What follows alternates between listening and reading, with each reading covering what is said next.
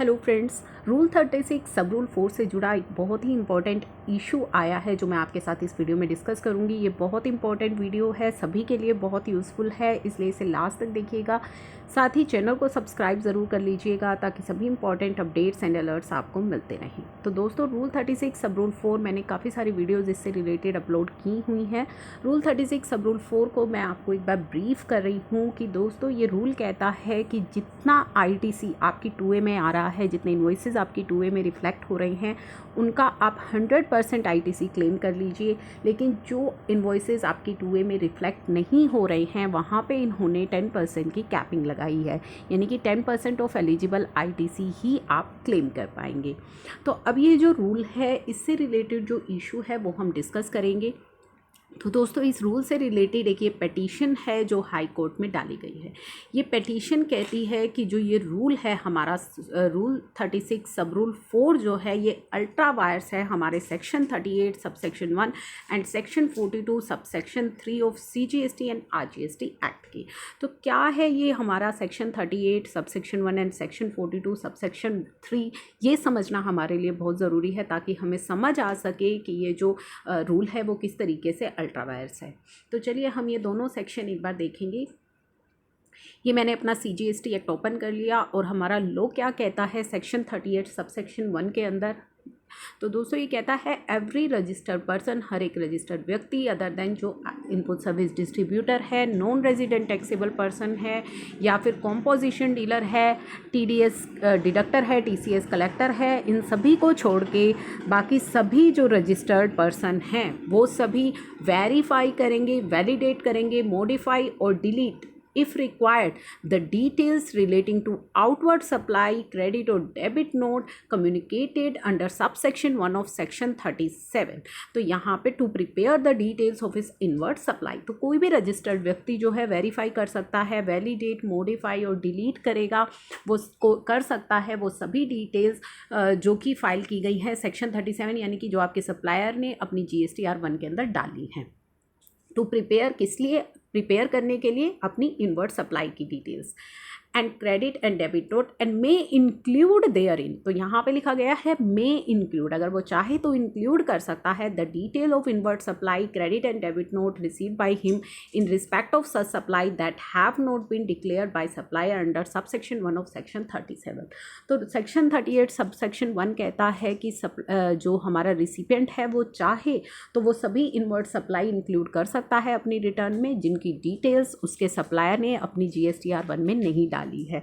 तो इसका सीधा सीधा जब हमने रीड किया तो समझ आया कि रूल 36 सब रूल 4 तो रिस्ट्रिक्शन लगा रहा है कि अगर आपके सप्लायर ने इन्वॉइसेस नहीं डाले हैं तो आप उनका क्रेडिट जो है क्लेम नहीं कर पाओगे 100%। लेकिन सेक्शन 38 सब सेक्शन 1 जो है वो अलाउ कर रहा है कि अगर आपके सप्लायर ने डिटेल्स नहीं डाली हैं तो भी आप इनवर्ड सप्लाई की जो डिटेल्स हैं उनको इंक्लूड कर सकते हैं।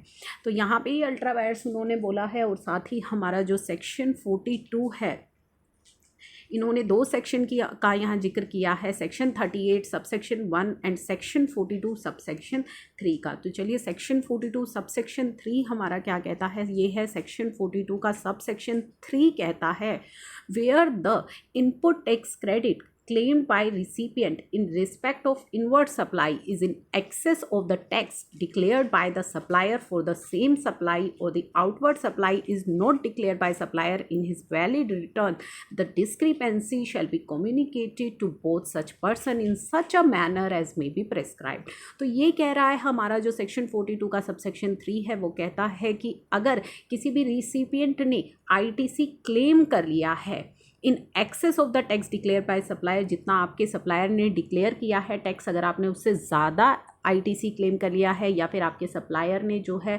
आउटवर्ड सप्लाई नहीं डिक्लेयर की अपनी GSTR 1 में, फिर भी आपने ITC क्लेम कर लिया है, तो ऐसे केस में जो डिस्क्रिपेंसी है, जो डिफरेंस है, वो कम्युनिकेट किया जाएगा दोनों ही व्यक्तियों को in the manner as may be prescribe, जो मैनर लॉ के अंदर प्रेस्क्राइब किया गया है। तो जो मैनर हमारे रूल में प्रेस्क्राइब किया गया है वो कहता है कि अगर ऐसा कुछ करता है रिसिपिएंट, तो आपके जो रिसिपिएंट है और सप्लायर है दोनों को ही ये जो डिस्क्रिपेंसी है वो कम्युनिकेट की जाएगी और उसके अकॉर्डिंगली उन्हें ये चीज़ ठीक करनी होगी। लेकिन अभी तक ना ही तो जो है ठीक करने के लिए जो हमारे रूल में बताया गया है कि MIS 1 और 2 में ये डिस्क्रिपेंसी जो है कम्युनिकेट की जाएगी और GSTR 3 में ये जो है ठीक की जाएगी और GST पोर्टल पर ही ये सारी सुविधा आपको मिलेगी। तो ऐसी ना ही तो कोई सुविधा आपको GST पोर्टल पर दी गई है जो कि लॉ आपको कहता है ठीक करने के लिए, और ना ही GSTR 3 जो है आपके लिए अवेलेबल है जहाँ पे कि आप इसे ठीक कर सकें। तो इन सभी दोनों सेक्शंस को ध्यान में रखते हुए जो आपका रूल 36 सब रूल 4 है उसे चैलेंज किया गया है और कहा गया है ये अल्ट्रा वायर्स है सेक्शन 38 के सबसेक्शन 1 एंड सेक्शन 42 सबसेक्शन 3 के, जो कि एक ध्यान से देखें तो बिल्कुल ये अल्ट्रा वायर्स जो है यहाँ पे प्रूव हो रहा है। लेकिन इससे रिलेटेड अभी कोई जजमेंट पास नहीं की गई है, लेकिन जल्दी ही इससे रिलेटेड कोई जजमेंट जो है वो पास हो जाएगी, जो हम अपने चैनल पर आपके साथ शेयर ज़रूर करेंगे। आपके इसको लेकर के क्या ओपिनियन है हमारे साथ ज़रूर डिस्कस कीजिएगा। इसी के साथ एक इम्पॉर्टेंट चीज़ मैं आपको बार बार हर वीडियो में रिपीट कर रही हूँ कि दोस्तों फरवरी से लेकर अगस्त तक आपको इस रूल के अंदर रिलैक्सेशन दी गई है कि अगर आप चाहें तो आप अपना 100% ITC क्लेम कर सकते हैं।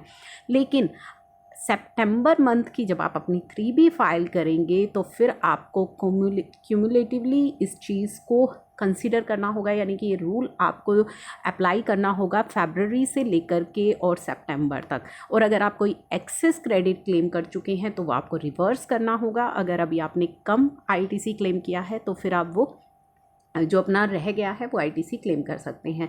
तो उसके लिए आपके लिए सबसे ज़्यादा इम्पॉर्टेंट है अपनी 2A की रिकन्सिलिएशन। तो अपने 2A की रिकन्सिलिएशन कीजिए। जो ITC आप क्लेम कर चुके हैं अपनी 2A में उसे चेक कीजिए, क्या आपकी GSTR 2A में उससे रिलेटेड इन्वॉइसेस रिफ्लेक्ट हो रहा है या नहीं हो रहा। अगर नहीं हो रहा है तो अपने सप्लायर से कम्युनिकेट कीजिए। तो ये आपके लिए बहुत इंपॉर्टेंट टाइम है जब आपको अपनी 2A की रिकन्सिलिएशन करनी है, क्योंकि सितंबर की 3B जब आप फाइल करेंगे तो आपके लिए बहुत मुश्किल होने वाला है वहाँ पे इस चीज़ की मैचिंग करना, अगर आप अभी से ही उसकी मैचिंग नहीं करके चलेंगे।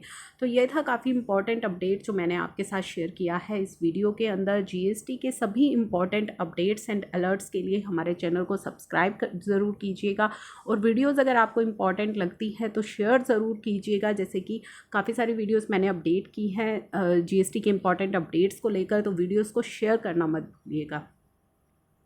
Now thank you for watching.